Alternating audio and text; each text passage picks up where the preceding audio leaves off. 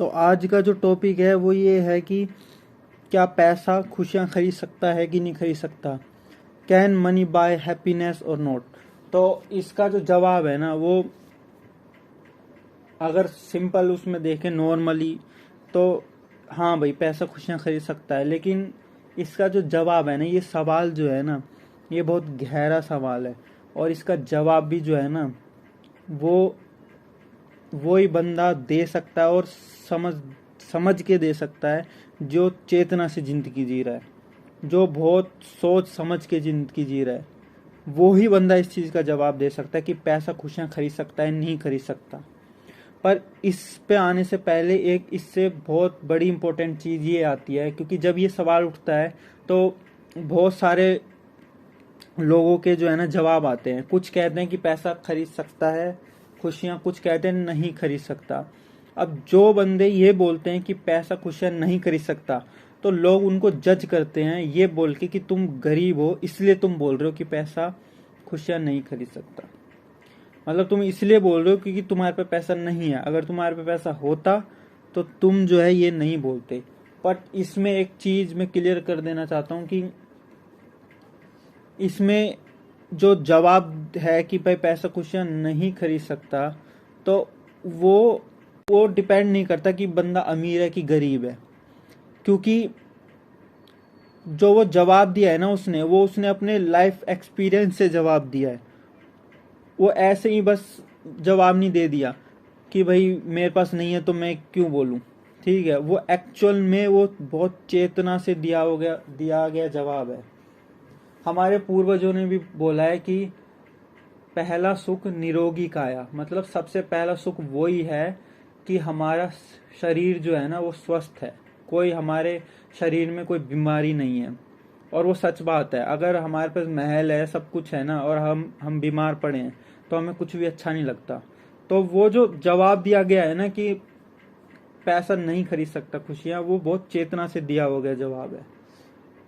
अब इसमें लोग कहते हैं कि भैया कि वो पैसे वाला नहीं है इसलिए बोल रहा है। तो अगर एक पैसे वाला बंदा कुछ गलत बात बोल रहा है तो क्या आप उसको एक्सेप्ट कर लोगे? नहीं करोगे ना। तो बस सिंपल चीज ही है, इसमें पैसा वाला होना या गरीब होने से कोई मतलब ही नहीं है।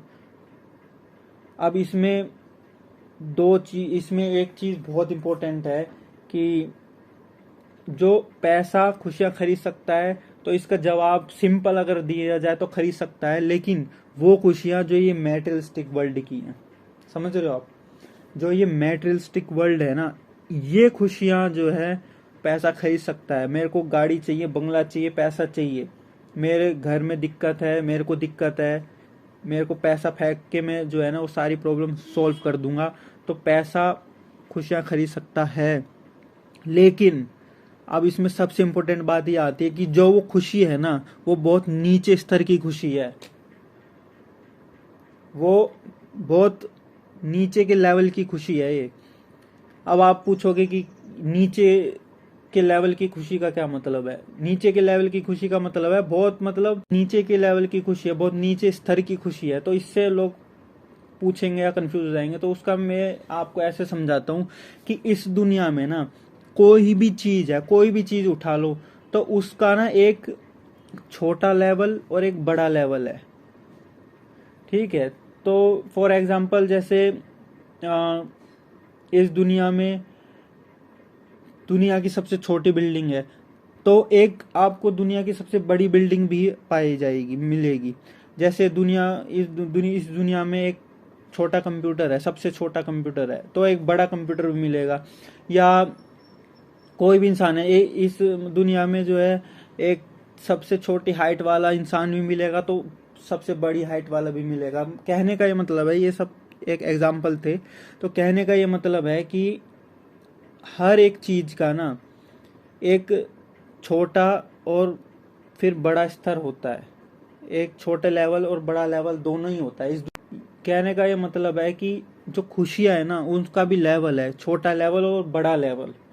जैसे हर चीज का छोटा और बड़ा लेवल है, ऐसी खुशियों का भी एक छोटा और बड़ा लेवल होता है। अब जो छोटा लेवल है उसमें ये जो मेटेरियलिस्टिक वर्ल्ड है ना, ये खुशियां हैं। ठीक है ना। अब इसको छोटा क्यों बोला हमने? कि इसका स्तर बहुत नीचे है। इसलिए बोला है हमने क्योंकि ये परमानेंट नहीं है, ये चीज परमानेंट नहीं है, एक ना एक दिन ये इस वजह से। अब इस तो ये इसी वजह से जो है ना, आप मतलब संतुष्ट नहीं हो सकते। मतलब कहने का ये मतलब है कि आप दो चीज हो, आप एक बॉडी हो और ऊपर से एक आप आत्मा भी हो, ठीक है ना। अब कुछ लोग नहीं मानते, वो अलग बात है, लेकिन आप दो चीज हो, एक बॉडी हो और एक आत्मा हो, तो असल में आप आत्मा हो। अगर हम भगवत गीता के हिसाब से बात करें तो आप आत्मा हो, एक्चुअल में आप आत्मा हो। तो मैं उस लेवल के हिसाब से बात कर रहा हूँ कि जो वो खुशी आप कह रहे हो ना, वो जो क्वेश्चन है कि पैसा खुशियां खरीद सकता है कि नहीं खरीद सकता, तो वो जो बॉडी के लेवल की चीज है वो खुशियां दे सकता है पैसा, लेकिन जो आत्मा की खुशी है, जो आत्मा की संतुष्टि है, वो पैसा नहीं खरीद सकता। आप संतुष्ट हो ही नहीं सकते, चाहे आपको आप दुनिया खरीद लो, चाहे आप राजा बन जाओ दुनिया के, आप दुनिया पे राज कर लो, लेकिन आप जो है ना संतुष्ट नहीं हो सकते, आत्मा से खुश नहीं हो सकते, और एट लास्ट आप हो तो आत्मा ही।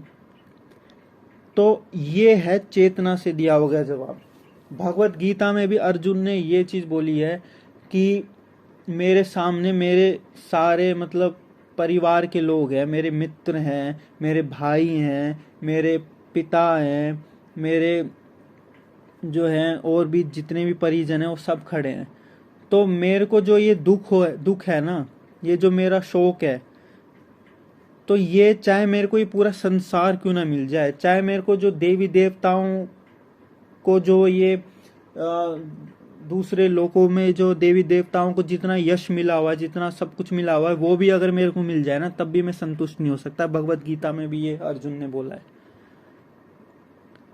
तो ये सिंपल जो क्वेश्चन है ना, ये एक्चुअल में सिंपल है नहीं। इसके दो जवाब हैं। पहला जवाब है कि अगर आप मैटेरियलिस्टिक वर्ल्ड में देखो तो आप खुशियां खरीद सकते हो पैसों से, लेकिन आप संतुष्ट नहीं हो सकते पैसे से, आप जो है ना खुश नहीं हो सकते। और एट लास्ट आप आत्मा हो, तो आप कितने भी पैसे वाले हो जाओ, आप संतुष्ट नहीं हो पाओगे। बहुत लोग हैं, आप पैसे वाले लोगों से पूछो जो आपके सराउंडिंग में है, बहुत लोग परेशान हैं, चाहे कितनी भी पैसे हो उनके पास, मन जो है ना, मन से ना वो अकेला महसूस करते हैं, वो दुखी महसूस करते हैं। चाहे वो सामने से खुश होते हैं, लेकिन वो अंदर ही अंदर जो है ना बहुत ज्यादा दुख है उनके अंदर। अकेलापन कह लो, दुख कह लो, या संतुष्ट नहीं रहते वो, ये कह लो, कुछ भी कह लो, एट लास्ट ये क्योंकि हम एक्चुअल में एक आत्मा है और हमारे शरीर है ये परमानेंट नहीं है, लेकिन आत्मा परमानेंट है। तो अगर उस पे अगर हम फोकस करके बात करें कि हम आत्मा हैं, तो एक्चुअल में आप संतुष्ट हो ही नहीं सकते। तो ये है इसका सिंपल जवाब। अब जो लोग आत्मा को नहीं मानते हैं तो मौज करें।